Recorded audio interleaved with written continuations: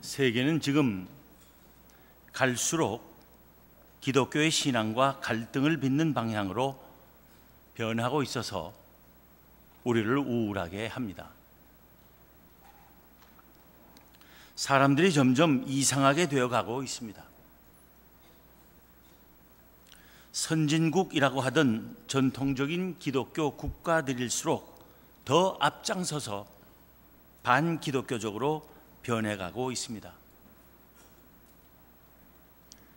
그 대표적인 현상의 하나가 동성애에 대한 입장의 변화입니다. 성경적으로 분명하게 하나님의 뜻과 명령에 어긋나는 일인 동성애를 용납할 뿐 아니라 그것을 반대하거나 비판하는 사람을 처벌하는 지경에 이르렀습니다.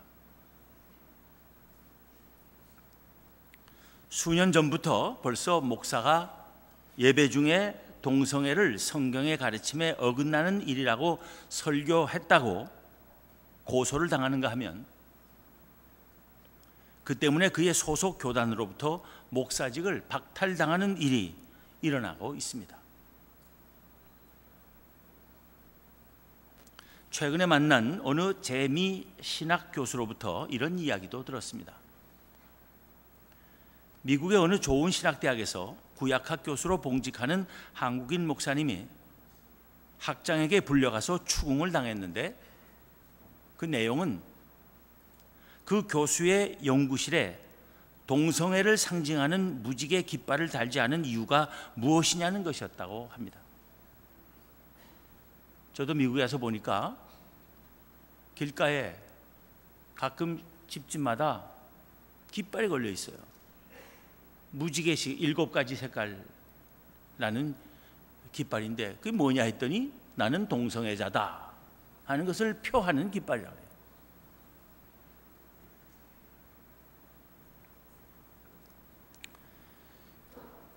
다른 교수들의 연구실에는 다 7색 깃발을 내걸었는데 왜 혼자 안 달고 있느냐, 차별주의자 아니냐 하는 추궁이었다는 것입니다. 평소에 교수와 학생 사이에서 두루 신망이 있었기에 별다른 처벌을 받지는 않고 그냥 넘어갔지만 그런 분위기를 견디기 힘들어서 연봉이 절반밖에 되지 않는 영국의 다른 학교로 옮길 생각을 하고 있다는 것이었습니다.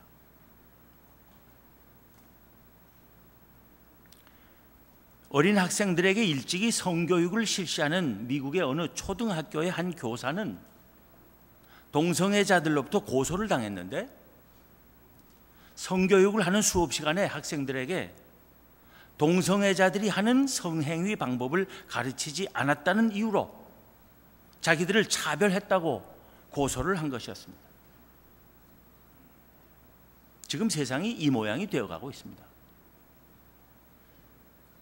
최근 우리나라에서도 그런 차별을 못하도록 법을 만들려는 시도가 있었다가 기독교계로부터 거센 반발을 받고는 일단 철회한 일이 있습니다. 그러나 그런 시도는 언젠가 또 있을 것입니다. 정신 바짝 차리지 않으면 앞으로 우리 어린 자녀들이 학교에 가서 무엇을 강제로 배우고 올지 모릅니다. 이렇게 장래가 암울한 세상을 바라보며 답답하던 마음에 큰 위로를 얻게 된 지난 2주간이었습니다. 지지난주에는 인도 벵갈로우는 인도의 3대 도시로 급성장한 인도 남부 지역의 큰 도시입니다. 또 지난주에는 장로의 신학대학교에서였습니다. 인도 벵갈로우에서는 세계 로잔 운동 주최로 세계 지도자 포럼이 열려 90개국 가까운 나라에서 400명이 모이고 장로의 신학대학교에서는 아시아 로잔 위원회가 주최하는 아시아 교회 지도자 포럼이 열려서 아시아의 교회 지도자들뿐 아니라 세계 여러 나라의 중요한 지도자들이 300명 가까이 다시 모여서 뜨겁게 기도하고 함께 성경을 읽으며 공부하고 성경적이며 복음적인 신앙을 지켜갈 것과 순수하고 온전한 복음을 힘껏 전 세계에 전할 것을 다짐했기 때문입니다. 그렇게 뜨겁게 기도하며 하나님의 말씀인 성경대로 살기로 다짐하고 순수한 복음의 말씀을 힘껏 전 세계에 전하자고 다짐하는 그 모습들을 보며 아직은 희망이 있다 생각하고 위로를 받았습니다. 저는 로잔 운동이 한국 교회를 새롭게 하고 튼튼히 할 수 있는 최선의 대안이라고 믿습니다. 그래서 제가 의장으로 선임된 이후 한국 로잔위원회는 로잔 운동이 무엇인지를 한국 교회에 널리 알려서 이 운동의 저변을 확대하려고 힘쓰고 있습니다. 이 운동의 저변을 확대하기 위하여 시작한 일이 두 가지 있습니다. 하나는 각 신학대학에 로잔 연구회를 만들어서 젊은 신학생들로 하여금 로잔 운동의 정신과 그 신학을 배우게 하는 일입니다. 현재 15개 신학대학교에 그 연구회가 생겼고 곧 한 군데 또 생길 것입니다. 각 학교에 지도교수를 임명해서 지도비를 저희가 지원하고 있습니다. 교수님들이 자원해서 열심히 지도에 임하고 있으며 그 모든 연구회가 연합해서 1년에 한 번은 로잔 신학 캠프를 열어서 공동의 연구와 친교를 갖기도 하는데 한국 로잔위원회가 그 활동비를 전적으로 지원하고 있습니다. 한국에서 로잔 운동의 저변을 확대하기 위해 시작한 다른 한 가지 일은 기회가 주어지는 대로 교회들을 방문하여 정규 예배 시간을 통해 로잔 순회 예배를 드리며 일반 교인들에게 로잔 운동을 알리는 것입니다. 그 첫 번째 순회 예배를 우리 교회에서 드린 적이 있습니다. 그런데 그때는 수요일이 되어서 교인들이 별로 많지 않았어요.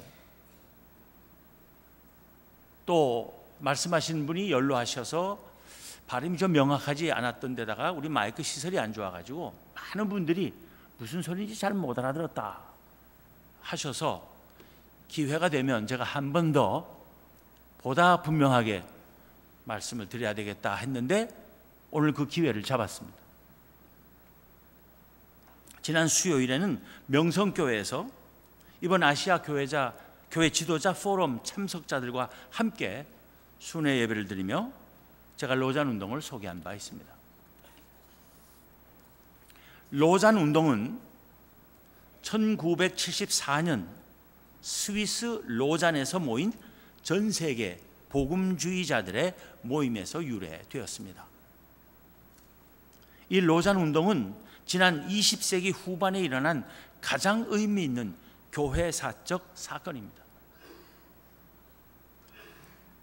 지난 20세기에 기독교 세계에 가장 크게 영향을 주며 그 향방을 좌우한 대표적 현상 두 가지를 꼽는다면 하나는 과학의 가속적인 발전에 편승한 합리주의의 확산이고 다른 하나는 제국주의의 종식입니다.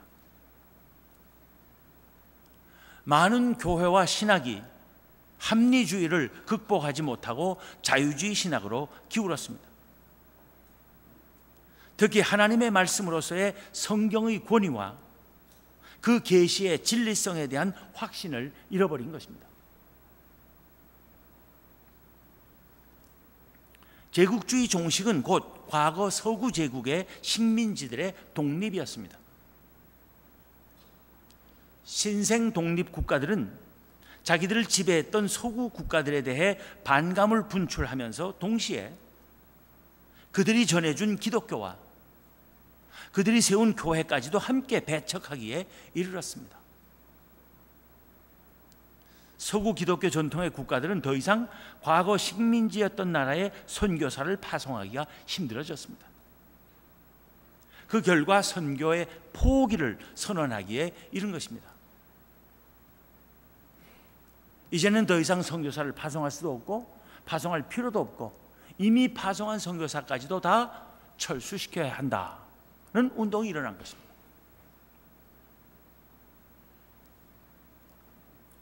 신학의 합리주의에 대한 굴복과 교회의 선교 포기라는 이 두 현상을 단호히 거부하며 일어난 것이 바로 로잔 운동입니다.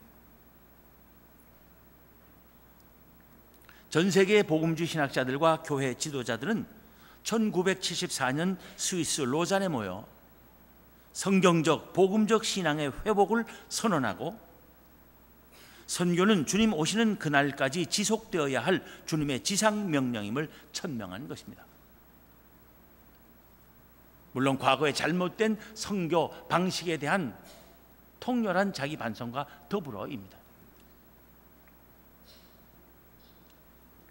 그로부터 15년 후인 1989년 필리핀 마닐라에서 두 번째로 모이고 또 그로부터 21년 후인 2010년 남아프리카 공화국의 케이프타운에서 세 번째로 로잔 운동의 기치 아래 모인 이들은 로잔에서 선언하고 천명한 신앙과 확신을 재확인할 뿐 아니라 그 실천을 위한 보다 구체적인 방안을 제시했습니다. 특히 3년 전 케이프타운에서의 제3차 로잔 대회는 198개국에서 4,200명의 복음주의 지도자들이 모였습니다. 대중전도 집회가 아닌 기독교 지도자 대회로서 이처럼 많은 사람이 모인 회의는 2000년 기독교 역사에 그 전례가 없습니다. 세계 교회가 예수 그리스도와 그의 온전한 복음을 온 세상에 전하고자 하는 것이 로잔 운동의 변함없는 비전이며 열망입니다. 이 로잔 운동이야말로 한국 교회가 바로 서고 건강해지는 길이라고 확신합니다. 한국 교회는 참으로 크나큰 하나님의 은혜로 개신교 교회 설립 126년의 역사 속에서 놀라운 성장을 이루었습니다. 한국 교회는 성경을 하나님의 말씀으로 받아들이며 사랑하였고 전도도 열심히 했으며 해외 선교에도 많은 힘을 쏟아왔습니다. 그럼에도 불구하고 오늘 한국 교회는 위기를 맞고 있습니다. 교인 수는 증가를 멈추고 감소세로 돌아섰습니다. 우리 교단은 완만하지만 꾸준히 성장세를 유지하고 있어도 전체적으로 한국 개신교의 교세는 약해진 것입니다. 대사회적인 영향력도 함께 약화되었습니다. 교회를 바라보는 시선이 차가워졌으며 기독교에 대한 거부감과 적대감이 더 거세졌습니다. 전도하기가 힘들어졌다는 것입니다. 이 상황을 어떻게 타개해야 하겠습니까? 오늘 우리가 어떻게 하면 계속해서 복음을 전할 수 있겠습니까? 오늘 본문에서 사도 베드로는 그리스도인들이 어떤 사람들인지를 여러 가지로 묘사하고 있습니다. 9절 10절을 다시 봅니다.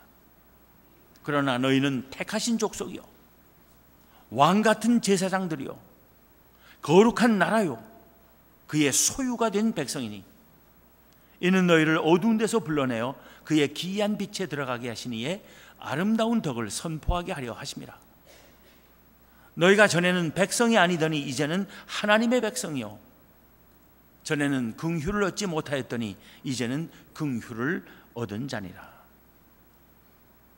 이 말씀을 요약해 보면 그리스도인들이란 택하심을 받고 긍휼을 얻은 거룩하고 존귀한 하나님의 백성이라는 것입니다. 그런데 이러한 하나님의 백성은 이 세상에서는 거류민과 나그네 같은 사람들이라고 이어지는 11절에서 사도 바울은 또 말했습니다. 그리고 그런 백성은 영혼을 거슬러 싸우지 말고 육체의 정욕을 제어해야 한다고 권면합니다.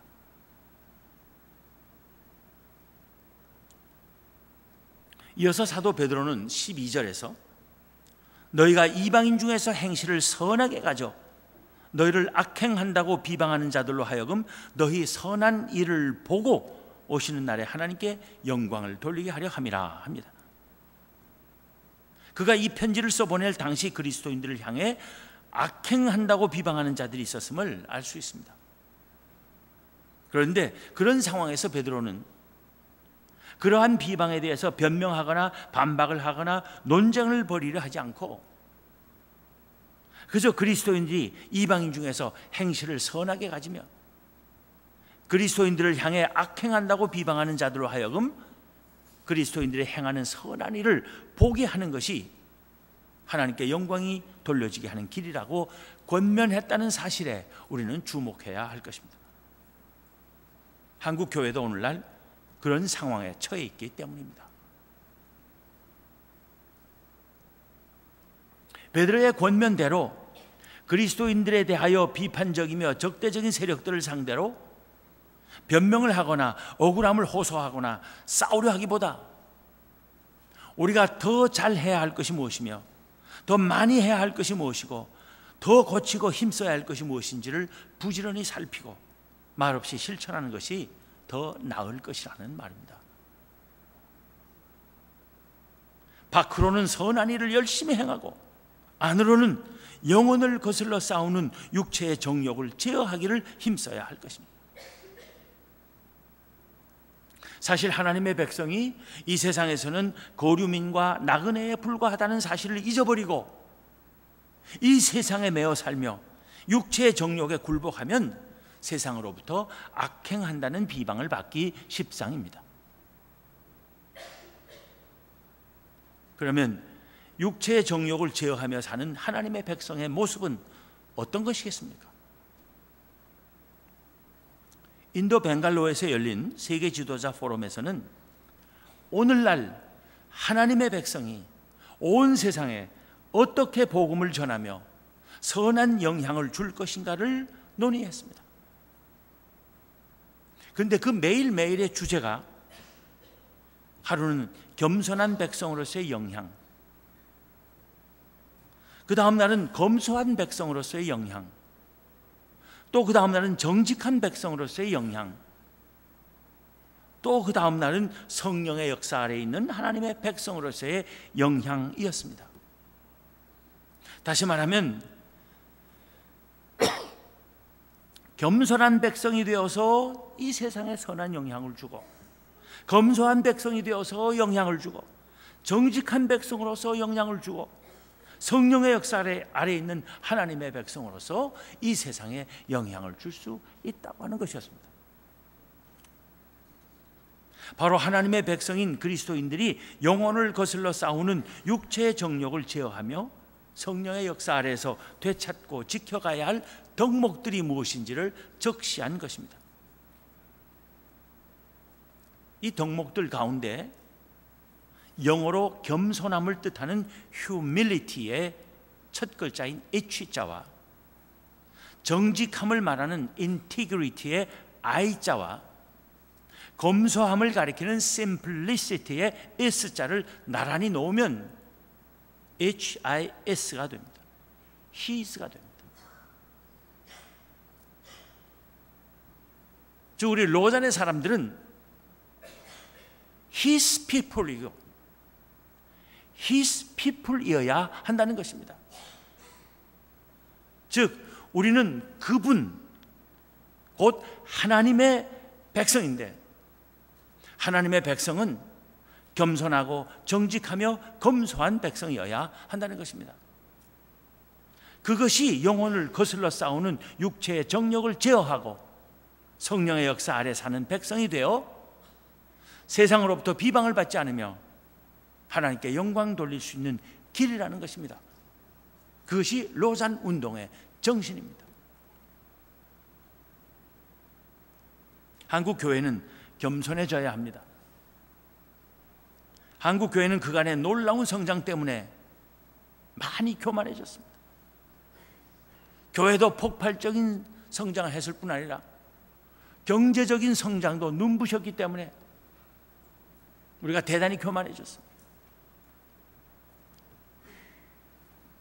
금년도 통계로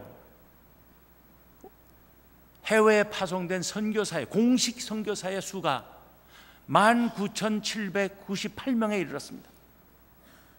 세계 최대의 선교사 파송국입니다. 훌륭한 선교사들도 많지만 또 적지 않은 선교사들이 선교지에서 배척을 당합니다. 가장 큰 이유는 교만하다는 겁니다. 비선교지의 사람들을 무시한다는 것입니다. 한국 교회는 겸손해지지 않으면 죽습니다. 하나님 앞에서도 겸손해야 하지만 세상 사람들을 향해서도 겸손해야 합니다. 그래야 그들의 마음을 열 수 있고, 그래야 복음을 전하고 심을 수 있는 것입니다. 이 땅의 그리스도인들은 정직해야 합니다. 정직함은 거짓과 불의를 거부하는 것입니다. 거짓과 불의는 하나님의 적입니다. 우리가 하나님의 적이 되어 하나님의 복음을 전한다는 것은 극단의 자기 모순이고 세상의 조롱거리가 될 뿐입니다. 그러기에 복음을 전하기 위해서는 우리는 정직한 하나님의 백성이 되어야 합니다. 이 땅의 그리스도인들은 또한 검소함의 덕을 지녀야 합니다. 검소함은 세상의 온갖 탐욕을 물리치는 것입니다. 물질욕, 명예욕, 권력욕으로부터 자유로워지는 것입니다. 그런 탐욕으로부터 자유로워지지 않으면 세상과 구별될 수 없습니다. 세상과의 구별이 없어지는 것은 교회의 거룩성을 상실하는 것입니다. 거룩하다는 말의 본뜻은 구별된다는 것입니다. 교회가 세상과 구별되지 않고 교회의 거룩성을 상실하면 세상에 존재할 이유가 사라지며 우리가 전하는 복음이 힘을 잃을 것입니다. 악하고 불의하며 유혹이 심한 이 세상에서 우리가 겸손하고 정직하며 검소하게 살기란 쉽지 않은 일입니다. 육체의 정욕을 제어할 힘이 우리에게 부족합니다. 그러기에 우리는 날마다 성령께서 우리를 지켜주시고 인도하여 주시기를 간구해야 합니다. 말씀과 기도로 성령의 역사 아래 거하기를 힘써야 합니다. 그렇게 하면서 선한 일을 많이 행하면 다시금 이 사회에 선한 영향을 강하게 미칠 수 있을 것이고 사회로부터 신뢰와 사랑과 존경을 되찾을 수 있게 될 것입니다. 로잔 운동의 정신을 따라 성경적 신앙을 확고히 하고 그 신앙을 따라 행동하며 살고 예수 그리스도와 그의 구원의 복음을 힘껏 전하는 교회가 되어야 하겠습니다. 로잔 운동의 정신으로 한국교회 전체가 변화하고 세계교회가 더 강해지게 해주시기를 간구하는 우리가 될 수 있기를 바랍니다. 저는 인도 벵갈로어에서 한국에서의 대형교회의 역할이라는 주제로 발표해 줄 것을 요청받고 우리나라에서 대형교회들만이 할 수 있고 또 대형교회들이 현재 하고 있는 여러 가지 사역들을 소개했습니다. 우리 교회가 행하는 여러 가지 사역도 소개했습니다. 발제가 끝나고 나자 많은 외국의 특히 서양의 지도자들이 와서 고맙다고 했어요. 지금까지 그들이 대형교회에 대해서 아주 부정적이고 비판적인 시각을 갖고 있었는데 그것을 수정할 수 있게 돼서 감사하다고 했습니다. 세계 100대 교회 중에 50개 교회 넘는 교회가 한국에 있습니다. 그렇게 더더욱 세계는 한국 교회들에 대해서 질시도 담겨 있겠지만은 대단히 부정적이고 비판적인 시각을 갖고 있었습니다. 그런데 한국의 큰 교회들이 행하는 여러 가지 사역들을 소개받고는 고맙다고 하기도 하고 참 한국 교회를 존경한다고 하기도 하고 편향된 자기들의 시각을 수정시켜 주어서 고맙다고 했습니다. 그런데 저의 바로 앞서서 아시아 로잔 위원회 의장이 한 멋진 말 한마디가 귀에 남았습니다. 작은 교회와 큰 교회 문제를 거론하며 작은 것은 아름답다. 그러나 큰 것은 유익하다 한 것입니다. 작은 교회와 큰 교회 사이에 갈등이 있을 수 있습니다. 그런데 작은 교회들은 큰 교회들을 무조건 비판만 할 것이 아니라 그 유익함을 알아야 합니다. 한편 큰 교회들은 작은 교회들을 무시하지 말고 그 아름다움을 보며 인정하고 함께 행복할 수 있기를 힘써야 합니다. 작은 교회, 어려운 교회, 돕는 일에 인색한 큰 교회는 욕먹어 싼 교회입니다. 우리는 그런 교회 되어서는 안 됩니다. 큰 교회들은 자신들이 유익할지는 몰라도 아름답게 보이지는 않을 수 있음을 명심해야 합니다. 우리는 지금 아름다운 새 성전을 지을 계획을 진행하고 있습니다. 그러나 성전만 아름답고 교회 자체가 아름답지 않으면 안 될 것입니다. 크면서도 아름다운 교회의 비전과 소망을 가진 세문안 교회가 되기를 기원합니다. 그래야 우리가 오늘날 힘있게 복음을 전하는 주님의 도구가 될 수 있을 것입니다. 기도하겠습니다.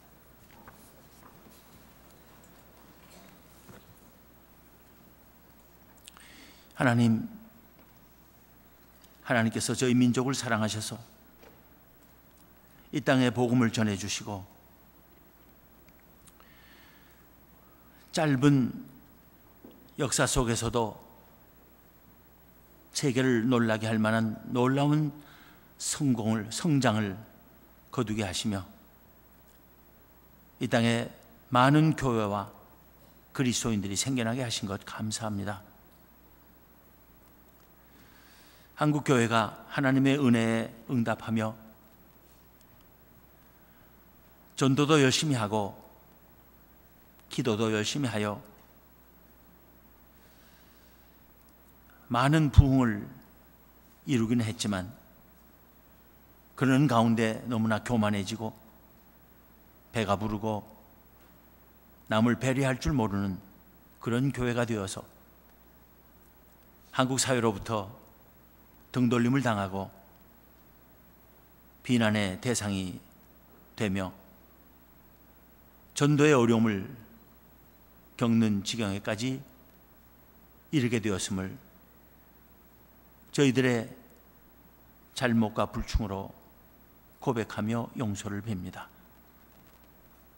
하나님, 저희들이 진정 하나님의 백성들로서 겸손하고 정직하며 검소한 백성 되게 하여 주시옵소서. 그래서 다시금 세상 사람들의 마음을 얻을 수 있고 그 마음을 열 수 있고 그 마음 속에 주의 복음을 전하며 심을 수 있게 하여 주시기를 원합니다.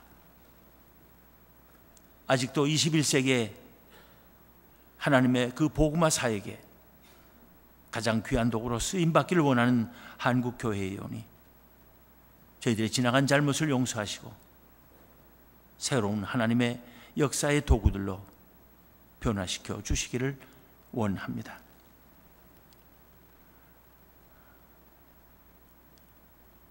오늘도 변함없이 주의 복음을 전하기 위하여 힘있고 효과적인 방법이 무엇인지를 생각하며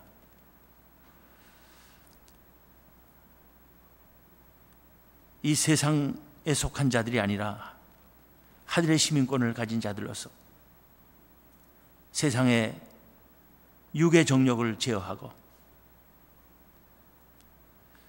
성령의 역사 아래 그 열매를 맺으며 이 세상을 변화시키시는 하나님의 구원 사역에 귀한 도구들로 변함없이 쓰임받는 이 땅의 그리스도인들과 한국교회가 되게 하여 주시옵소서. 우리 주님 예수 그리스도 이름으로 기도하옵나이다. 아멘.